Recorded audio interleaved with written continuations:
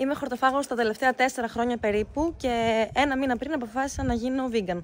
Αρχικά να πω ότι ποτέ στη ζωή μου δεν έτρωγα ψάρι και κοτόπουλο. Όσο και αν προσπάθησαν οι δικοί μου να με κάνουν να το φάω με διάφορους τρόπους και τεχνάσματα, δεν μου άρεσε καθόλου να τρώω ψάρι ή κοτόπουλο. Έτρωγα όμως κανονικά, κιμά, λουκάνικα, τα χωριάτικα λουκάνικα τα λάτρευα, τα μακαρόνια κιμά επίσης, γύρο και φτεδάκια κτλ. Μου άρεσε να τρώω κρέας και θυμάμαι τον εαυτό μου γενικά να τρώω 1-2 φορές τη βδομάδα στο παρελθόν, μέχρι που έφτασε μια στιγμή που ήμουνα στην Αγγλία και λίγο πιο πριν που άρχισα να τρώω καθημερινά κρέας. Μάλιστα, όταν το πιάτο μου μετά δεν περιλάμβανε κρέας, ένιωθα σαν να λείπει κάτι, σαν να μην είναι φαγητό. Το συνειδητοποίησα αυτό, ότι τρώω καθημερινά κρέας για πολύ καιρό και άρχισα να νιώθω περίεργα. Δηλαδή, λέω, τι, δηλαδή κάθε μέρα θα τρώμε κρέας? Αυτό δεν είναι μια ισορροπημένη διατροφή. Τουλάχιστον σε αυτό όλοι συμφωνούν, ότι νομίζω ότι δεν είναι καλό να τρώμε κρέας καθημερινά, κόκκινο κρέας κτλ. Και ότι μπορεί να περιέχει πολλές ορμόνες κλπ. Έκανα λοιπόν μια έρευνα, μπήκα και σε μια ομάδα με ομοφαγία και νηστιοθεραπεία και άλλα τέτοια. Διάβασα τα αρχεία, μια σελίδα που είναι στο Facebook του Ανδρέα του Μικίδη, και διάβασα μερικά αρχεία και μετά επιβεβαίωσα κιόλας με έρευνες που διάβασα ότι δεν είναι καλό για την υγεία να τρώμε καθημερινά κρέας. Και μάλιστα οι έρευνες έδειξαν, ότι αυτές που διάβασα εγώ τέλος πάντων, γιατί οι απόψεις διήστανται, ότι είναι καλύτερο γενικά να μην τρώμε καθόλου κρέας. Έτσι αποφάσισα να το κόψω και δεν μου ήταν καθόλου δύσκολο να κόψω το κρέας. Ήταν δηλαδή μια δύσκολη απόφαση στην αρχή, μπορώ να πω. Αλλά με το που το έκοψα και είπα δεν θέλω να ξαναφάω ποτέ, μετά ούτε μου έλειπε ούτε τίποτα. Μάλιστα, άρχισε σιγά σιγά να με αηδιάζει το κρέας. Δεν θέλω καθόλου να φάω πλέον και όταν βλέπω τους άλλους να τρώνε, μου φαίνεται λες και τρώνε το πόδι του φίλου τους. Για αστείο το λέω αυτό, εντάξει. Όχι, μια σαυρούλα όμορφη. Όταν μου λένε, ας πούμε, δεν ζηλεύει τον Κωνσταντίνο που τρώει συνέχεια κρέας και είναι πάρα πολύ νόστιμο, πώς αντέχεις να μην το φας? Λέω, εγώ νιώθω ότι λες και είναι το πόδι του φίλου μου του Μπάμπη και δεν θέλω καθόλου να το φάω.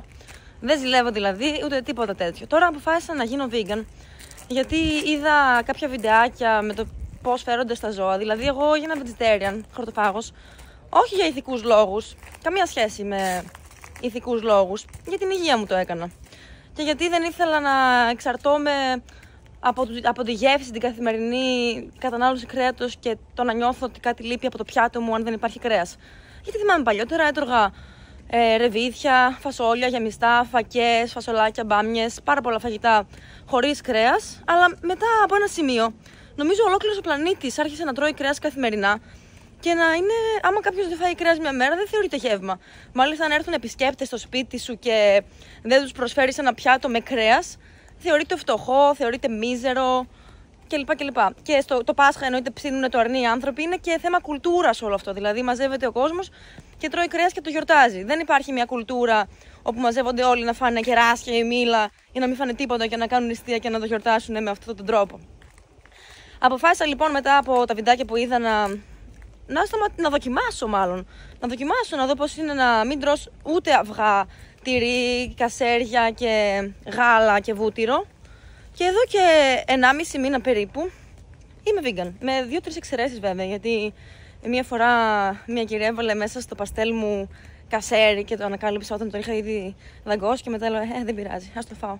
Δηλαδή δεν είμαι ακόμα αυστηρή vegan, 1,5 μήνα έχω φάει και μέλι, που πρώτα το γόρασα και μετά συνειδητοποίησα ότι αυτό δεν είναι vegan και ότι φτιάχνεται από τις μέλισσες. Μάλιστα μπήκαμε μετά στο διαδίκτυο να ψάξουμε γιατί οι vegan δεν τρώνε μέλι. Δηλαδή δεν νομίζω ότι είναι κακό για την υγεία το μέλι, δεν είμαι σίγουρη βέβαια. Τέλος πάντων, και διαβάσαμε ότι οι μέλισσες παράγουν αυτό το μέλι για τον εαυτό τους, για τις μέλισσες του μελισσιού, τη βασίλισσα, για τις ίδιες τέλος πάντων, και εμείς πάμε και τις κλέβουμε το μέλι. Εδώ πέρα εντωμεταξύ κατεβαίνω και μία κατηφόρα και είναι λες και είμαι πάνω στο βουνό. Όπως και να έχει. Δεν μου άρεσε αυτό, ένιωσα σαν να κλέβω τη δουλειά κάποιου. Δηλαδή το παρομοίασα κιόλας με όταν εδώ οι άνθρωποι ήταν σκλάβοι πριν από μερικά χρόνια, κατά 200 χρόνια. Οι μαύροι άνθρωποι από την Αφρική ήταν σκλάβοι και τους συμπεριφερόντουσαν χειρότερα από ζώα, εκμεταλλευόντουσαν τις δουλειές που έκαναν, τους χρησιμοποιούσαν για χειρονακτικές εργασίες, για να χτίζουν σπίτια, για να μαγειρεύουν, για να είναι στα χωράφια, για διάφορες εργασίες και οι άνθρωποι δούλευαν μόνο για το φαγητό τους και για τη στέγη. Τους είχαν δηλαδή και στο σπίτι, τους έδιναν ένα κομμάτι ψωμί και τους χρησιμοποιούσαν. Και σκέφτηκα ότι αυτό κάνουμε και εμείς με τις μέλισσες. Και όχι μόνο με τις μέλισσες, με όλα τα ζώα. Εμένα δεν μου αρέσει να κλέβω τη δουλειά κάποιου. Δηλαδή τώρα το σκέφτηκα έτσι, προηγουμένως δεν το είχα αναλύσει από αυτή την οπτική γωνία. Και σκέφτηκα, εφόσον και βλάπτοντας τα ζώα βλάπτουμε και τους εαυτούς μας, τότε είναι δύο αρνητικά. Δηλαδή, άμα κόψω, λέω, τα και θα βοηθήσω τα ζώα τριγύρω μου, γιατί δεν μου αρέσει να βλάπτω γενικά τα ζώα. Κάθε έμβιο θέλω να τους συμπεριφέρομαι έτσι όπως θα ήθελα να μου συμπεριφέρονται εμένα, αν ήμουν αυτό. Είτε είναι κουνούπι, είτε είναι μυρμήγκι, είτε είναι κατσαρίδα, είτε ένα όμορφο φυτό, σαν αυτό εδώ, θεωρώ ότι πρέπει να τους συμπεριφερόμαστε όλους με ευγένεια, στα έμβια όντα, όχι στις πέτρες κλπ. Εντάξει, τι μας έφταξε και η πέτρα, θα μου πεις, τι να τις κάνουμε. Ναι, και. Παρένθεση. Πώς γίνεται μια ολόκληρη κοινωνία να θεωρεί ρομαντικό να κόψεις, να ξεριζώσεις, να θανατώσεις ένα λουλούδι και να το προσφέρεις σε κάποιον και να χαρεί, ας πούμε, να κόψεις αυτό το λουλούδι και να το προσφέρεις ως δώρο. Γιατί θεωρείται ρομαντικό αυτό? Τέλος πάντων. Και έτσι έγινα λοιπόν vegan τον τελευταίο μήνα με μερικές εξαιρέσεις. Σταμάτησα να τρώω εντελώς αυγά, τυρί κλπ. Βέβαια κάποιες φορές μπορεί να έχω φάει βούτυρο. Δεν ξέρω σε ποια φαγητά βάζουν βούτυρο, δεν ρωτάω κάθε φορά. Ως επιτοπλίστων έχω κόψει τα ζωικά προϊόντα, αν εξαιρέσουμε μερικές φορές. Και έτσι σκοπεύω να συνεχίσω να κάνω, δηλαδή να μην τρώω αυτά που έτρωγα προηγουμένως, τα αυγά. Και μάλιστα αυτό που συνειδητοποίησα είναι ότι μια vegan διατροφή σε κρατάει μακριά από ατασταλίες, θέλοντας και μύστος, και στη συγκεκριμένη περιοχή τουλάχιστον, γιατί ξέρω ότι στην Ευρώπη και σε πολλά άλλα μέρη υπάρχουν πάρα πολλές ανθυγιεινές vegan επιλογές, όπως και είναι και τα πατατάκια, είναι και αρκετά κρουασάν, μπορεί να είναι σοκολάτες, πίτσες, χάμπουργκερ κτλ. Υπάρχουν ανθυγιεινές τροφές που είναι vegan, δηλαδή το να είσαι vegan δεν έχει να κάνει με το να τρως υγιεινά, αυτό είναι δύο διαφορετικά κεφάλαια. Αλλά αυτό που ήθελα να πω είναι ότι το να είσαι vegan, εγώ τουλάχιστον στη δική μου περίπτωση εδώ στη Βραζιλία, με κρατάει μακριά από το να τρώω ανθυγιεινές τροφές πολλές φορές, γιατί δεν υπάρχουν επιλογές, ας πούμε, δεν υπάρχουν παστέλ πολλές φορές με φρούτα ή με λαχανικά, αν και είχα βρει παστέλ με ζάκα. Ζάκα είναι αυτό το αρτόφρουτο, ένα πάρα πολύ εντυπωσιακό φρούτο που μοιάζει και λίγο με κρέας οπτικά, που δεν μου αρέσει αυτό, αλλά το παρομοιάζουν εδώ οι άνθρωποι με κρέας. Και ναι, αυτή ήταν η εμπειρία μου μέχρι στιγμής ως vegan.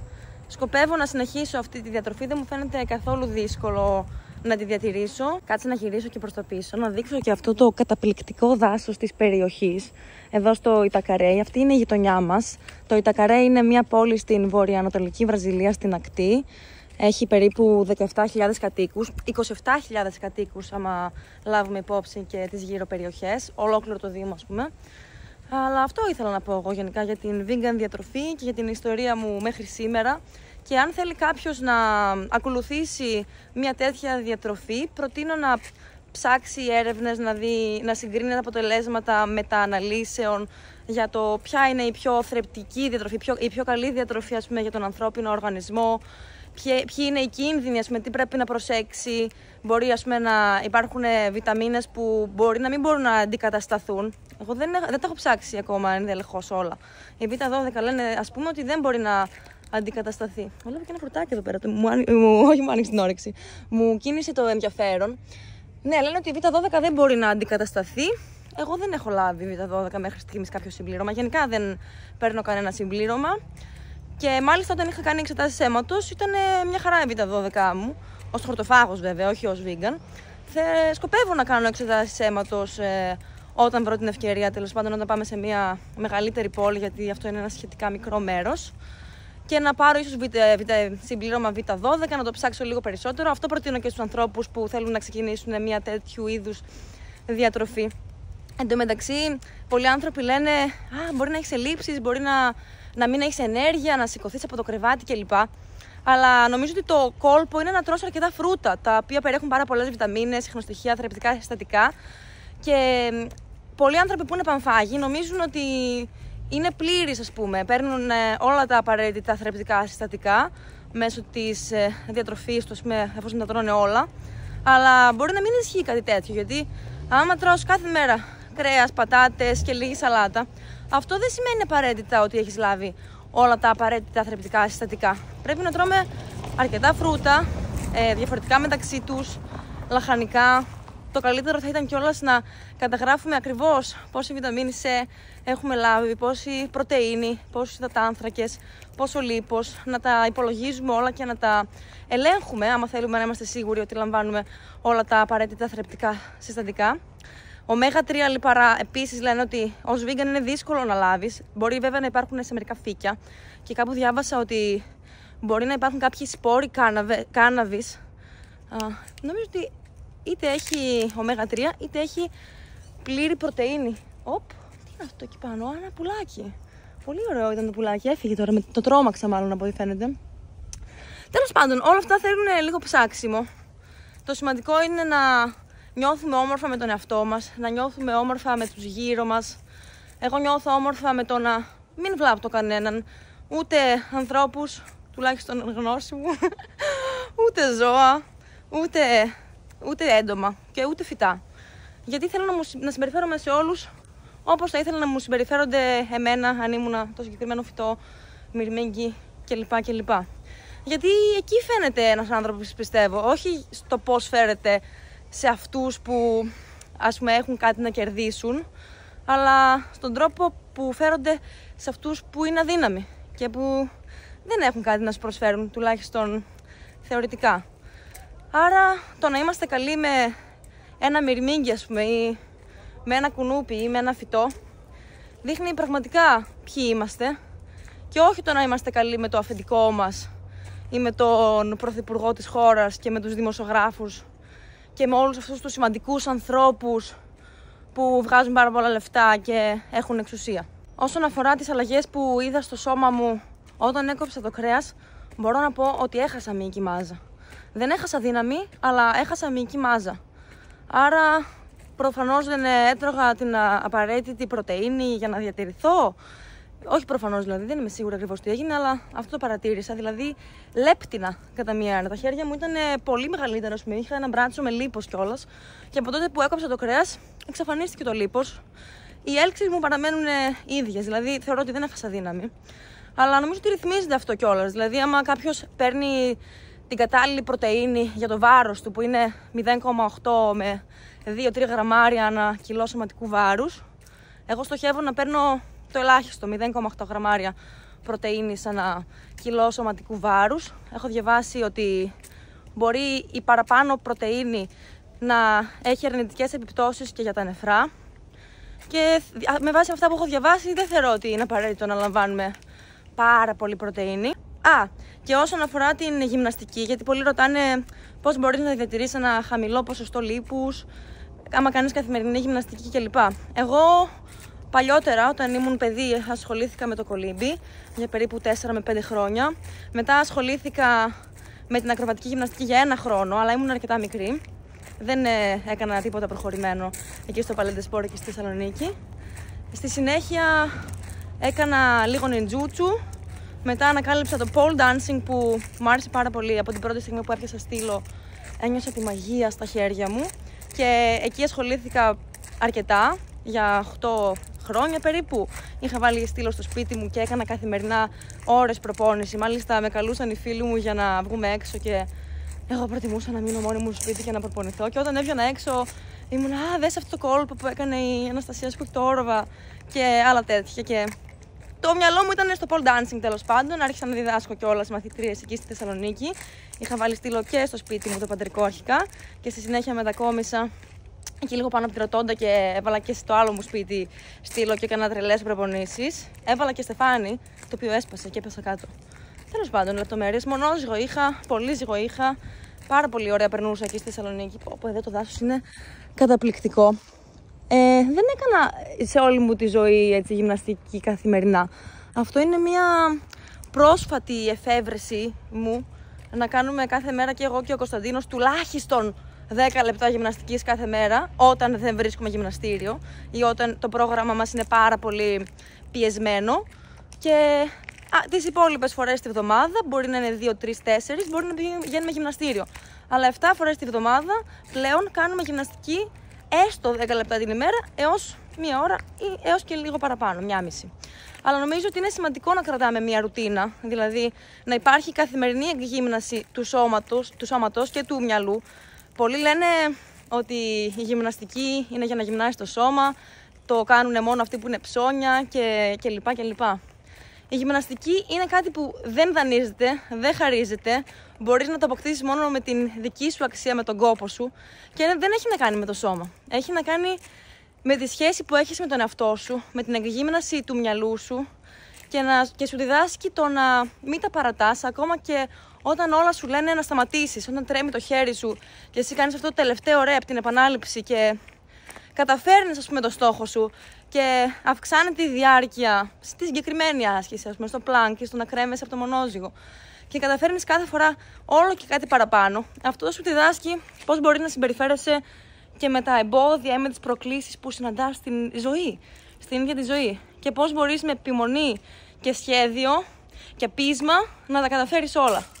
Άρα θεωρώ ότι η γυμναστική πρέπει να γίνεται καθημερινά. Ακόμα και όταν είμαστε άρρωστοι ή στο κρεβάτι, μπορούμε να γυμνάσουμε το μυαλό μας. Γιατί αυτό θεωρώ ότι είναι το σημαντικότερο που μας προσφέρει η γυμναστική. Ένα υγιές σώμα, ένα υγιές μυαλό και να μάθουμε να συμπεριφερόμαστε στους συναθλητές μας με ευγένεια, με ευγενή άμυλα. Ουσιαστικά σου διδάσκει να είσαι δίκαιος και να είσαι καλός με τους ανθρώπους γύρω σου. Και σου δίνει ζωντάνια, σου διδάσκει πειθαρχία, σε κάνει να χαίρεσαι τη ζωή και να είσαι δημιουργικός. Άρα, γιατί πολλοί άνθρωποι μας είπαν στα σχόλια ότι εγώ δεν προλαβαίνω, έχω 2 δουλειές, κάνω 2 βάρδιες και το κάνω, ας πούμε, για τα παιδιά μου, για την οικογένειά μου, για να μην τους λείψει τίποτα. Θα τους λείψει το πιο σημαντικό. Το παράδειγμα που μπορείς να τους δώσεις, αφιερώνοντας χρόνο στον εαυτό σου για την ψυχική σου και τη σωματική σου υγεία. Δεν πρέπει να είμαστε περήφανοι αν έχουμε να δουλέψουμε όλη μέρα, πρέπει να δουλέψουμε όλη μέρα για 12 ώρες και 16 ώρες και μετά γυρνάμε στο σπίτι κουρασμένοι και δεν βλέπουμε την οικογένειά μας. Πρέπει να βρούμε έναν τρόπο, ξέρω ότι είναι δύσκολο και σκληρό, αλλά πρέπει να βρούμε έναν τρόπο να αλλάξουμε την κατάσταση. Αν αυτή η κατάσταση που βρισκόμαστε τώρα δεν μας ικανοποιεί. Μπορείς να δουλέψεις είτε σκληρά είτε έξυπνα. Και είναι δύσκολο να σπάσουμε τη ρουτίνα μας και μπορεί να είναι τρομακτικό αυτό στην αρχή, ακόμα και να φύγουμε από αυτή τη δουλειά που δεν μας ικανοποιεί πλήρως. Αλλά στο τέλος πάντα θα ανταμειφθούμε αν ακούσουμε την καρδιά μας και κάνουμε αυτό που γνωρίζουμε ότι πρέπει να κάνουμε, που είναι δηλαδή να φεύγουμε από μια κατάσταση η οποία δεν είναι ιδανική για μας. Μπορεί να είναι προσωρινά καλή μια κατάσταση. Όπως πήγα εγώ στην Αγγλία και δούλεψα ως carer και μου άρεσε πάρα πολύ αυτή η δουλειά και μου δίδαξε πάρα πολλά. Είχα να αντιμετωπίσω πολλές δύσκολες καταστάσεις που μπορεί να πω σε ένα από τα επόμενα βίντεο, αλλά πρέπει να φεύγουμε κιόλας. Μπορούμε να αλλάξουμε πάρα πολλά επαγγέλματα στη ζωή μας. Δεν είναι ανάγκη να σπουδάσουμε κάτι και να κάνουμε αυτό το επάγγελμα για όλη μας τη ζωή. Μπορούμε να αλλάξουμε πάρα πολλά επαγγέλματα. Ενώ στην Ελλάδα κάπως υπάρχει μια νοοτροπία ότι αυτό που σπούδασες, αυτό πρέπει να κάνεις και άμα χρειαστεί να αλλάξεις δουλειά, ας πούμε, στο μέλλον, είναι αποτυχία. Δεν το θεωρώ αποτυχία. Θεωρώ επιτυχία να μπορούμε να περάσουμε από πάρα πολλά επαγγέλματα, να πάρουμε γνώσεις, να πάρουμε όλα τα θετικά και να τα χρησιμοποιήσουμε στο επόμενο επάγγελμα που θα κάνουμε ή στη ζωή μας ή σε ένα επάγγελμα που δεν υπάρχει ακόμα και μπορεί να δημιουργηθεί στο μέλλον. Για όσους θέλετε να χάσετε βάρος, να προσέξετε πάρα πολύ. Αν αγοράσετε κάτι, θα το φάτε. Άρα, άμα δεν θέλετε να φάτε κάτι, να μην το αγοράσετε, να μην πηγαίνετε στο σούπερ μάρκετ πεινασμένοι, να μην γεμίζετε τα ντουλάπια σας με μπισκοτάκια, σοκολάτες, ζαχαρωτά και αναψυκτικά που έχουν πάρα πολλές θερμίδες και είναι και πάρα πολύ ανθυγιεινά και μπορεί να προκαλέσουν διάφορα προβλήματα υγείας. Άμα το αγοράσεις, θα το φας. Λοιπόν, δεν αγοράζουμε τέτοια πράγματα. Ανταυτού, μπορούμε να γεμίσουμε το ψυγείο μας με φρούτα λαχανικά παντού και η δοκιμασία είναι να τα φάμε πριν σαπίσουν. Και άμα αρχίζουν να σαπίζουν, τα κόβουμε, τα καθαρίζουμε και τα έχουμε εξαφανίσει στο πι και φι. Πριν πεινάσουμε, αν έχουμε φάει ήδη ένα φρουτάκι, θα μείνουμε μακριά από τα υπόλοιπα που είναι πολύ πιο βλαβερά.